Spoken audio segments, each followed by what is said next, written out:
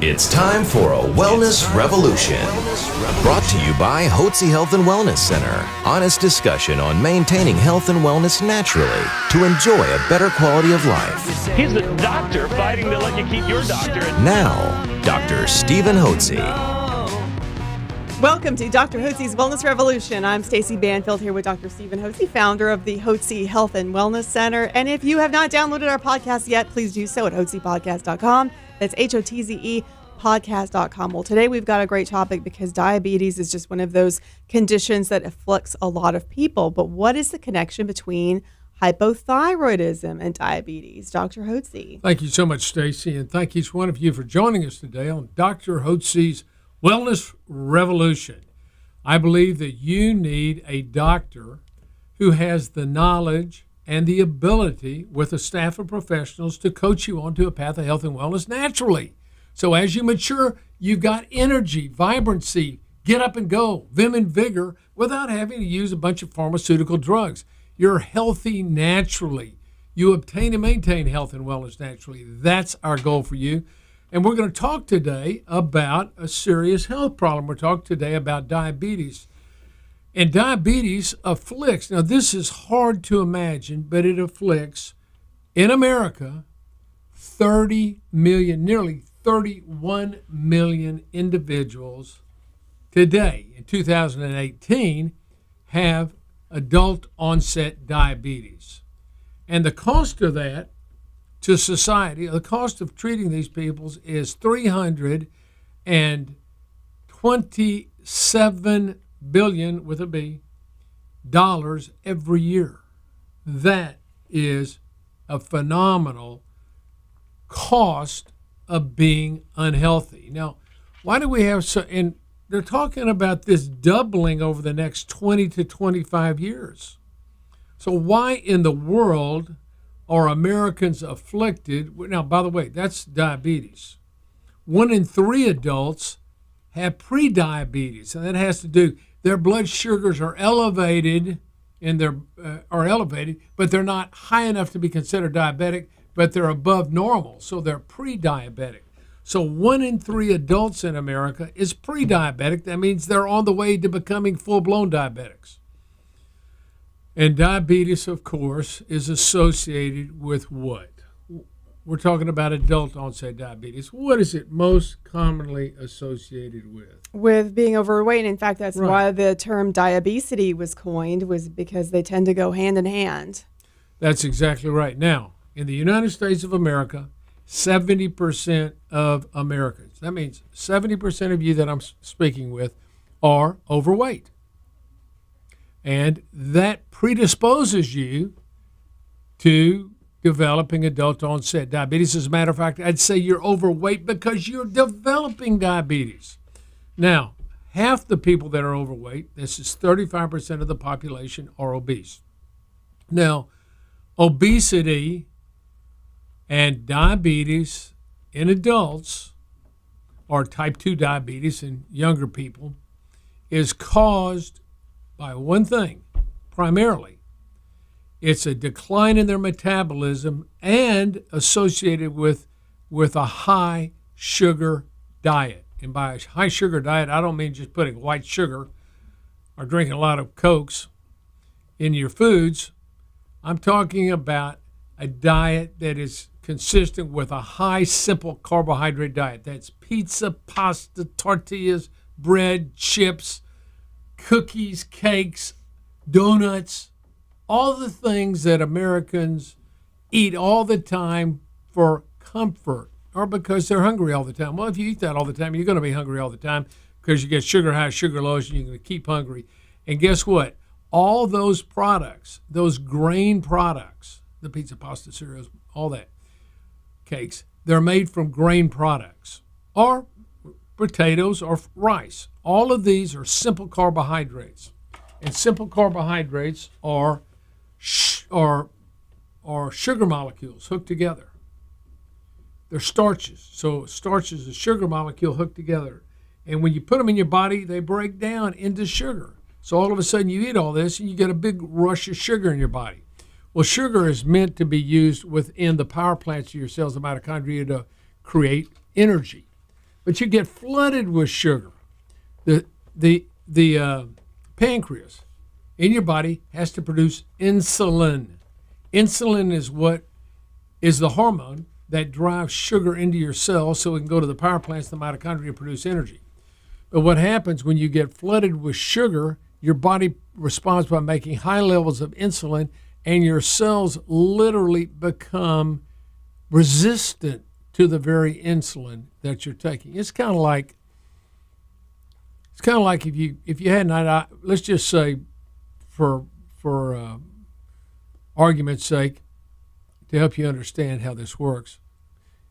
If you had loved ice cream, but you hadn't eaten ice cream in 3 or 4 months, and all of a sudden you went by and said, "Gee, I'm going to go get myself a bowl of. I'm going to get some blue. I'm going to buy a half-gallon Bluebell.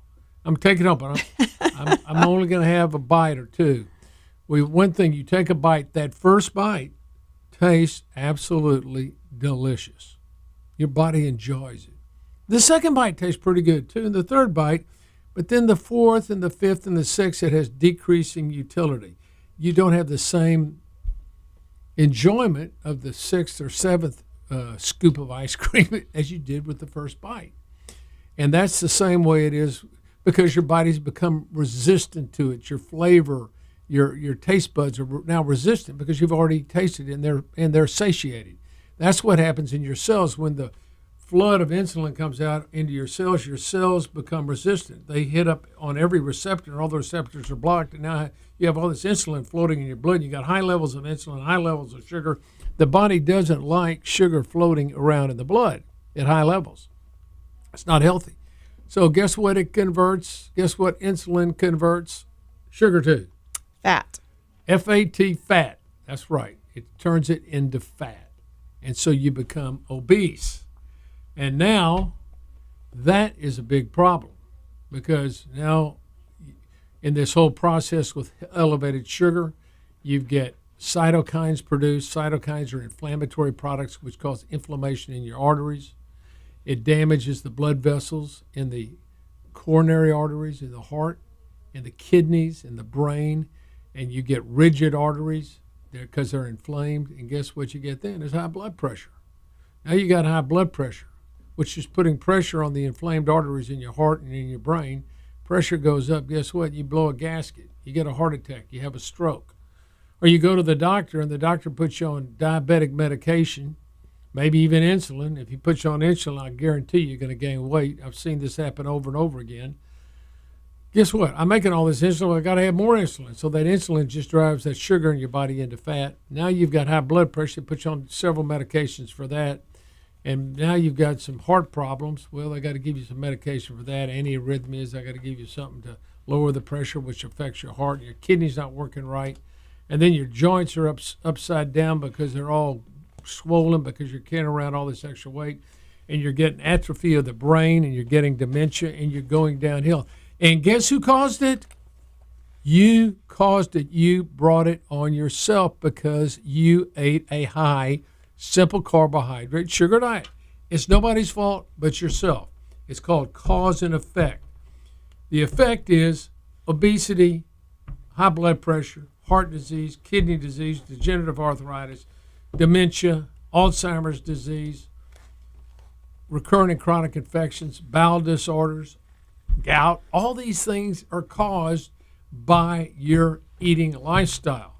Now, coupled with that, if you have, and many people do in America, in fact, vast majority of Americans have hypothyroidism. That is the thyroid hormone isn't able to get into your cells in adequate amounts, the active thyroid hormone, to enable your cells to produce energy within your power plants, the mitochondria in your cells. Every cell you've got in your body, you've got trillions of cells. Every cell has mitochondria in it, power plants that produce electrical energy. When the electrical energy is produced in low levels, you're a low voltage individual. And you slug around, you got low energy, you gain weight, you can't think clearly, your body temperature is cold, you don't sleep well, your joint and muscles hurt, you got mood swings, your bowels are upside down, you get infections, you just feel lousy. You don't have any get up and go. If you're women, your cycles might be all messed up. You just don't feel well. And that can be due to a combination of low thyroid plus an improper dietary program that you're on. So what you've got to do is you've got to learn to, as Dr. Joe Furman says, learn to eat to live rather than live to eat.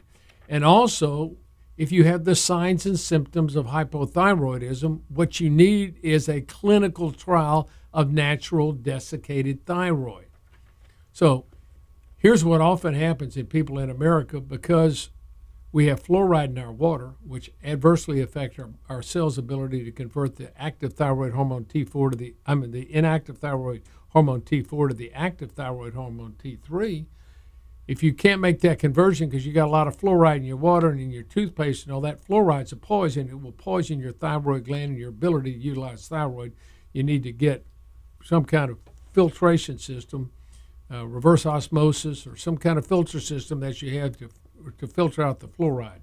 And don't use toothpaste with fluoride. Look on the side of your toothpaste package and it says, if you, Crest or Colgate or any of those, it says on the side, if you ingest any more that's on your toothbrush and swallow it, then immediately call poison control or see your doctor. Why? Why would they say that? Why would they put something that if you swallow what you put on your tooth, that's the craziest thing in the world.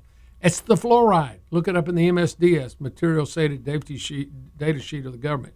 It's a toxin. It's a carcinogenic. Don't put fluoride in your body. It poisons your thyroid. Then you don't produce enough energy. Your metabolism goes down. And then no matter what you eat, you can't metabolize it well, and it turns into sugar, and then it gets converted to fat. And there you have it. You got a big problem, and you're going to be sick. Now, guess what? Who's this good for? Is it good for you? Who's it good for? Keeping you sick like this. And the government says, eat a big grain diet. Here's a pyramid. A lot of grain products. You got to have a lot of grain. And then you ought to eat some green vegetables and then eat a little bit of meat and then a little bit of fat. That's it. It's upside down. If you eat all these grains, guess what? You got all this sugar running around. In grain products, we're talking about wheat and rye and other grains as well as rice and potatoes. Throw that in there too. These products cause you to have high sugar levels, which are poison to your body. Guess what grows on sugar? Cancer. Cancer grows on sugar. You want to get cancer? Just eat a high sugar diet. People that are obese have 2 to 3 times the risk of developing colorectal and other cancers than thin people. Thin people live longer, and you can be thin, but in order to be thin, you've got to get your metabolism up. That's your thyroid. And you've got to get your eating program on a good plan. Once you do that, you can be thin and trim. Right now, I weigh about what I weighed when I played high school football in 1968 at St. Thomas High School. I weighed 67 pounds. I'm just a little bit over that right now. And I feel well. I'm 68. I'm going and blowing. I may not look good, but I feel good. And I could always get some kind of help with the looking good. Anyway, there's no reason in the world at whatever age you are, you shouldn't be brimming with energy. And I see people coming into our center half my age that are terrible shape. They can't think clearly. They're overweight. They've got no energy. They tell me this, and they're in their 30s and 40s. And I know that a lot of it is due to the fact that they don't have enough adequate thyroid in their cells. I don't care what the blood measurements are. It's the symptoms that we treat here. We look at your blood levels, but we treat you based on your clinical symptoms. If you have symptoms of low thyroid, we're going to treat you and get you on a path of health and wellness. And then we're also going to get you on a good eating program. And that combination will help you overcome and prevent you from developing diabetes, which, if you keep down the path you're going like most Americans, you're going to get it. Because 1/3 of you that are listening to this right now are already pre-diabetic. So I'm going to encourage you and challenge you to do a 180 and take charge of your health today. And that is the good news, that type 2 diabetes can be reversed. And if you're wondering... And it can be prevented. And prevented and reversed. And if you're wondering if maybe hypothyroidism might be a piece of that puzzle, you can always go to our website, HWC.com. That's HOTZE.HWC.com. We have a symptom checker, and you can just see if you've got the common symptoms of hypothyroidism. And of course, you can always call us for a conversation. We We'd love to be able to help you. Like Dr. Hotze says, everybody needs a coach. Everybody needs a health coach. 281-698-8698. That's 281-698-8698. Thank you for joining us today at Dr. Hotze's Wellness Revolution.